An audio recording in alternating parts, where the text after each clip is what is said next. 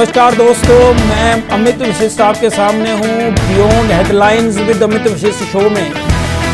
हम लोग बात करते हैं उन मुद्दों के ऊपर जो मुद्दे आपसे संबंधित हैं। H1B वीजा के ऊपर अमेरिका के एक नेता ने बयान दिया कि इसको बिल्कुल स्क्रैप कर देना चाहिए। तो वॉल स्ट्रीट ने लिखा है कि दिस इज इम्पॉसिबल। उसका कारण क्या है? उन्होंने लिखा कि जो H1B वीजा पर लोग आ रहे हैं वो अमेरिकन लोगों की नौकरी नहीं खा रहे हैं। ध्यान से सुनिएगा, H1B वीजा पर जो लोग अमेरिका पहुंच रहे हैं असल में वो इंटेलिजेंट लोग हैं, इंटेलेक्चुअल्स हैं, और उनकी जो पोस्ट हैं वो हायर लेवल की हैं।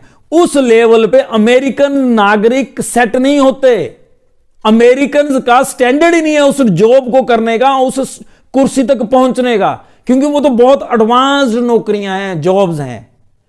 अमेरिकन के लोगों की नौकरियां H1B वीजा वाले नहीं खा रहे हैं। ये वॉल स्ट्रीट जर्नल लिख रही है।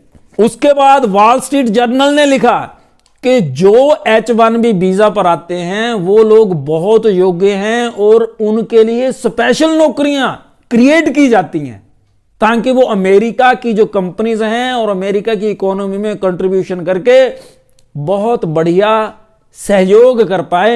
अमेरिका की जो इकोनॉमी है इसकी ग्रोथ को रफ्तार दे पाए। देखिए H1B वीजा में है क्या? H1B वीजा है कि फॉरेन की एम्प्लॉइज को अगर किसी कंपनी ने, अमेरिका की कंपनी ने हायर करना है तो वो 3 साल का कॉन्ट्रैक्ट करता है। 3 साल मिनिमम वेजेस पे वो जो एम्प्लॉय है काम करेगा, फॉरेनर। उसके बाद it is up to the employ के वो अप्लाई करना चाहता है ग्रीन कार्ड के लिए या एक्सटेंशन चाहता है, प्लस कंपनी अगर चाहे तो उसे कंटिन्यू कर सकती है। अब आपको ये जो बात कही है द वॉल स्ट्रीट जर्नल ने, उसका मैं बेस बताना चाह रहा हूं। मैं चाहता हूं आप लोग बड़े ध्यान से इस चीज को सुनिएगा। अमेरिका में एक शब्द बड़ा प्रसिद्ध है, वो है स्टेम, STEM। सब्जेक्ट्स हैं ये, साइंस, टेक्नोलॉजी, इंजीनियरिंग और मैथ्स। अब देखिए अमेरिका हर फील्ड में आ गया दुनिया में, लेकिन ये जो 4 फील्ड हैं इसमें अमेरिका के लोग फिसड्डी हैं।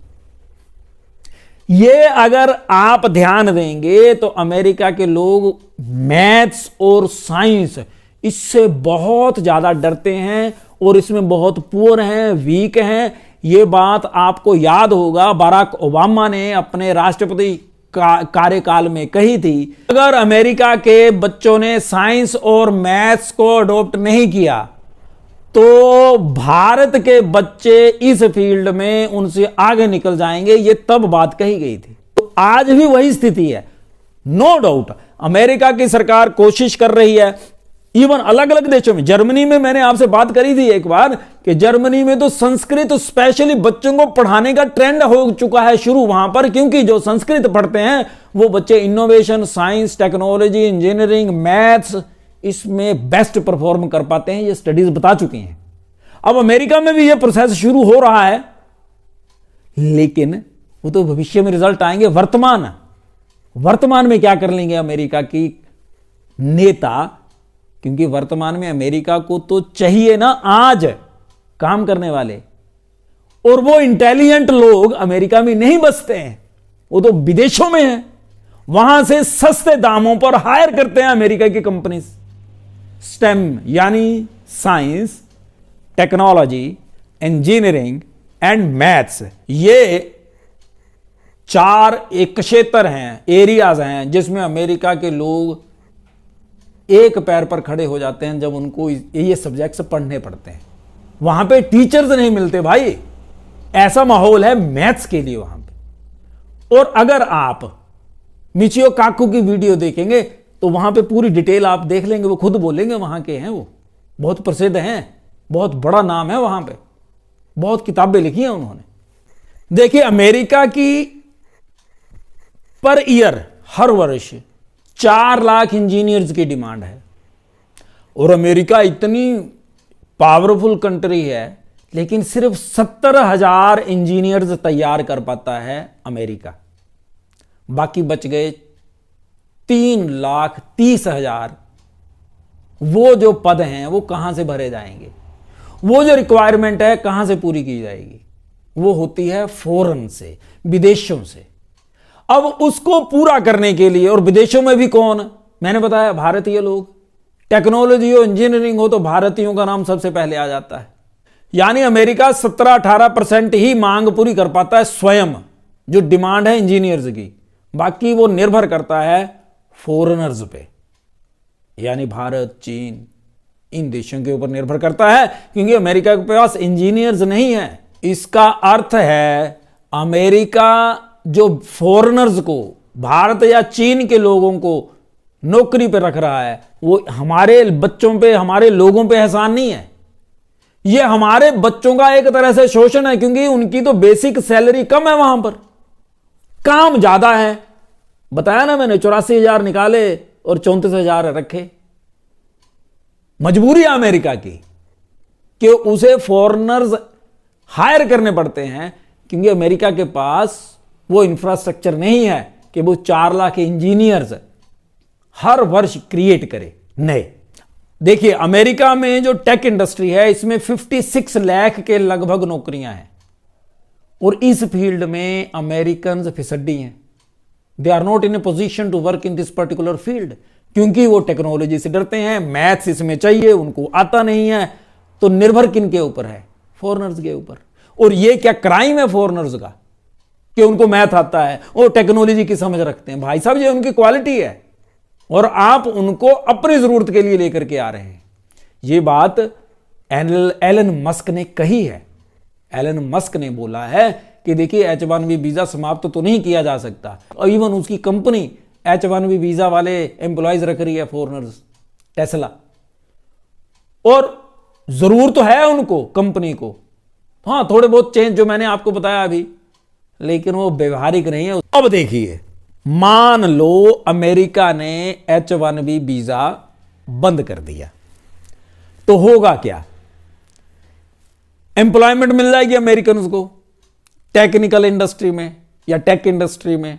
नहीं, पहली बात। दूसरी बात, मान लो मिल गई तो कितनी सैलरी देनी पड़ेगी? जो सैलरी फॉरेनर्स को देते हैं उससे कई गुना ज्यादा। तो कंपनीज का प्रॉफिट कम हुआ, ठीक है। अब कंपनीज के ऊपर टैक्स लगाया जाएगा, अगर वो फॉरेनर्स को रखती हैं तब भी कंपनी को घाटा हो जाएगा। तो कंपनीज क्या करेंगी? Companies will have to shift to other destinations. हां, जो इंडस्ट्रियलिस्ट होते हैं, जो पूंजीवादी हैं, कैपिटलिस्ट हैं, वो तो प्रॉफिट के लिए काम कर रहे हैं ना, मेहनत तो कर रहे हैं। देखो, मेहनत सबसे पहले है, और मेहनत वही करेगा जिसको कहीं ना कहीं से कोई चीज इंस्पायर करती हो, मोटिवेट करती हो। और ज्यादातर जो कैपिटलिस्ट होते हैं वो पैसे से मोटिवेट रहते हैं। अब मान लो कंपनीज, क्योंकि उनका प्रॉफिट कम हो गया, तो कंपनीज ने शिफ्ट होना शुरू हो जाना है। वो जाएंगी कहां? जहां पर रूल्स कंपनी के अकॉर्डिंग होंगे, और वहां पर जहां प्रॉफिट कर पाएंगी वो कंपनीज। भारत हो चाहे अमेरिका, यहां पे जो भी व्यापारी है वो प्रॉफिट देख करके अपना काम करेगा। इवन एलन मस्क की टेस्ला भी भारत में आना चाह रही है। वो कोशिश कर रहे हैं कि भारत में कानून हमारे अकॉर्डिंग बन जाए तो हम यहां एंटर करेंगे। शिफ्ट करना है। अच्छा, अगर वो कंपनी शिफ्ट कर गई तो भी नुकसान अमेरिका और अमेरिका के लोगों का हो जाएगा। फिर एम्प्लॉयमेंट कहां से उनको मिल पाएगी? अमेरिका लैंड ऑफ कैपिटलिज्म है, यह बात पूरी दुनिया जानती है और गर्व के साथ कहती भी है। वहां पर क्या है कि पूंजीवादी है, यानी व्यापारी, कैपिटलिस्ट, उसने वर्कर रखे, वर्कर्स ने क्या किया? प्रोडक्ट्स दिए, फिर प्रोडक्ट्स बिके, इनकम जनरेट हुई, उस इनकम से और ज्यादा वर्कर्स रखने शुरू करे। उस वर्कफोर्स के बढ़ने के साथ ही क्या हो गया? ईज ऑफ लाइफ, यानी कि कंफर्टेबल लाइफ जीने के लिए नए नए उपकरण निर्मित होने शुरू हो गए, क्योंकि सोर्स ऑफ इनकम भी बढ़ने लग गए, लोगों की आय भी बढ़ गई। वो बढ़ी तो जो आय बढ़ी प्लस वो जो चीजें बिकनी शुरू हुई हैं, वो क्या हो जाएगा, उसके ऊपर टैक्स लगेगा। जो टैक्स लगता है उससे सरकार वेलफेयर का काम करती है, सड़कें बनती हैं, देश तरक्की कर जाता है, अलग अलग बातें जो हम लोग डेवलपमेंट की डेफिनेशन देते हैं वो काम किए जाते हैं। यही एक प्रोसेस है थ्रू आउट वर्ल्ड। देखिए पिछले वर्ष में 1,28,000 लोग दुनिया के ऐसे हैं जिन्होंने सिर्फ इस कारण शिफ्ट किया कि वहां पर जिस देश में वो रहते थे वहां से दूसरी जगह चले गए, क्योंकि वहां पर जाने से उनको प्रॉफिट था, टैक्स कम था। प्रॉफिट के लिए पूंजीवादी, कैपिटलिस्ट या व्यापारी कहीं भी जा सकता है, किसी भी देश का व्यापारी हो। भारत में भी 4300 जो बिलियनियर्स हैं वो दूसरे देशों में चले गए, जैसे अरब में चले गए या फिर सिंगापुर चले गए। वहां पर टैक्स में बहुत रिबेट है, वहां चले गए, शिफ्ट हो गए। भारत में कई लोगों ने बड़ा हो हल्ला मचाया जी, चले गए। अरे भैया पूरी दुनिया में ऐसा हो रहा है। और अगर अमेरिका में भी थोड़े दिनों में ऐसा होना शुरू हो जाए कि अमेरिका से लोग दूसरे देशों में चले गए, व्यापारी, इंडस्ट्री, तो कोई अचंभा नहीं होगा। इवन अमेरिका में ही आपको बता दूं, अमेरिका में कई ऐसे राज्य हैं वहां पर टैक्स के कारण एक राज्य से दूसरे राज्य में कंपनीज बहुत संख्या में शिफ्ट होती रही हैं। भारत में भी ऐसा होता है, जहां पे स्पेशल जोन्स बनाए गए जी, टैक्स में रिबेट है, तो वहां बड़ी बड़ी कंपनियां शिफ्ट हो गई। व्यापारी को प्रॉफिट दिखना चाहिए, उसको मतलब नहीं होता एरिया से या देश से, उसको चाहिए प्रॉफिट। तो फिर वो जहां पे मिलेगा वहां जाएगा। तो जब H1B वीजा समाप्त हो जाएगा, प्रॉफिट कम हो जाएगा, तो कंपनियां शिफ्ट हो जाएंगी, तो फिर नुकसान अल्टीमेटली अमेरिका का हो जाएगा। अब यहां जाकर के बताइए कि कैसे H1B वीजा पे अमेरिका स्क्रैप करने की हिम्मत कर पाएगा। संभव नहीं है अमेरिका के लिए। अब ट्रंप के लिए गले की फांस बन गया है। क्या किया जाएगा ट्रंप द्वारा? अब और कर सकता भी नहीं है। लोगों को बोल करके आया है कि भाई हम लोग एम्प्लॉयमेंट देंगे, H1B वीजा बंद करेंगे। 2020 में ट्रंप की सरकार ने ऐसा किया था। उस चक्कर में इस बार जोश जोश में ट्रंप साहब बोल गए, लेकिन इस बार एलन मस्क ने बहुत ज्यादा पैसा ट्रंप के चुनाव में खर्चा है। व्यापारी आदमी है वो। और अमेरिका हो चाहे कोई भी देश, जो भी पॉलिसीज बनती हैं वो व्यापारी के इंटरेस्ट की बनती है। भारत में भी ऐसा ही है। तो अब ट्रंप के हाथ खड़े हैं। अगर कॉस्ट ऑफ प्रोडक्शन बढ़ जाएगी कंपनीज की, तो 100% है कंपनीज माइग्रेट करेंगी, वो कहेंगी भी। अब आ जाते हैं भारतीयों के ऊपर। तो ये अमेरिका भारतीयों के ऊपर एहसान नहीं करता, ये कोई एहसान नहीं है इनका। इनको हमारी जरूरत है, हमारे बिना ये चल नहीं पाते, ये एक फैक्ट है। अब देखिए अमेरिका की जो टोटल जनसंख्या है ना, उसका 1.5% इंडियंस हैं, और टैक्स पता कितना देते हैं? 6%। $300 बिलियन के करीब हिंदुस्तानी अमेरिका में टैक्स देते हैं। कहां से होती है ये योग्यता उनमें? मेहनती हैं। आप हैरान हो जाएंगे, ऑर्डिनरी जो इंडियन है अमेरिका में $1.50 लाख पर ईयर कमाता है। $1.50 लाख, जबकि जो अमेरिकन है वहां का स्थानीय नागरिक है वो सिर्फ 70,000, या फिर और भी फॉरेन कंट्रीज के लोग हैं। कुल मिलाकर अमेरिका में 51 लाख भारतीय हैं और $300 बिलियन का टैक्स दे देते हैं। बताइए अमेरिका की इकोनॉमी में चोरी थोड़ी कर रहे हैं वो कंट्रीब्यूट कर रहे हैं। है कितने? 1.5%, 6% तक का टैक्स सिर्फ इंडियंस दे रहे हैं वहां पर। और इंडियन कम्युनिटी अमेरिका में सबसे ज्यादा पढ़ी लिखी कम्युनिटी है। इंडियन कम्युनिटी सबसे कम क्राइम करने वाली कम्युनिटी है अमेरिका में। इंडियन कम्युनिटी सबसे ज्यादा लॉ मानने वाली कम्युनिटी है अमेरिका में।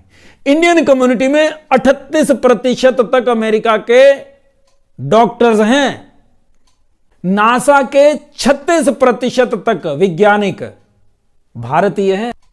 अमेरिका के 8% स्टार्टअप्स में हिंदुस्तान के लोग सीईओ हैं।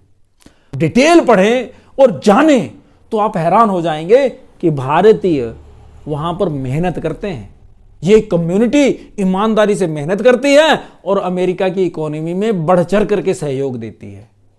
दैट इज वाई चाह करके भी भारतीयों को अमेरिका की सरकार नेग्लेक्ट नहीं कर सकती। अमेरिका की $1 बिलियन जो कंपनीज हैं, 21 कंपनीज, उनके सीईओ भारतीय हैं।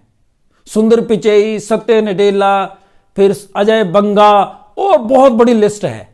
इस लिस्ट को आप ध्यान से देखें तो आप हैरान रह जाएंगे कि भारतीयों की योग्यता ने उनको कहां तक पहुंचाया है। वहां पे किसी तरह की कोई सिफारिश नहीं मानी जाती। आप बात कर लो, देख लो गूगल में, अगर भारतीय कोई एम्प्लॉय है वो अपने बच्चे को भी उसमें एडजस्ट नहीं करवा पाता। इतना टफ हो जाता है इन कंपनीज में जाकर के जॉब प्राप्त करना। और वो जो ऊंचे ओहदों पर बैठे हुए हैं, कितने मेहनती लोग हैं भाई, वो उनको कैसे ये निगलेक्ट कर देंगे।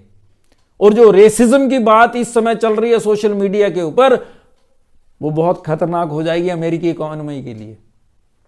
कोई रास्ता निकालना पड़ेगा डोनाल्ड ट्रंप और एलन मस्क को, क्योंकि इस समय बहुत ज्यादा जरूरी होगा अमेरिका की इकोनॉमी को संभालना और जो रेसिस्ट माहौल वहां बन गया है अमेरिका में, उसको शांत करना।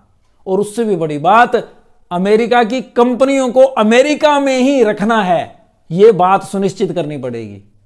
अगर अमेरिका को अनएम्प्लॉयमेंट से छुटकारा पाना है तो उसके साथ साथ फॉरेनर्स, जो महत्वपूर्ण दिमाग, जो इंटेलिजेंट ब्रेन विदेशों से अमेरिका में चाहिए रिसर्च के लिए, नासा को चाहिए, उसको भी लेकर के आना है। बड़ा कठिन है, बहुत कठिन है, डगरपन घटकी। लेकिन देखना होगा ट्रंप और एलन मस्क कैसे इस दुविधा को पार कर पाते हैं। आपने वीडियो देखी, अगर अच्छी लगी हो तो कृपया इसे शेयर करें, चैनल सब्सक्राइब जरूर करें और अधिक से अधिक लोगों तक ये जानकारी पहुंचाएं।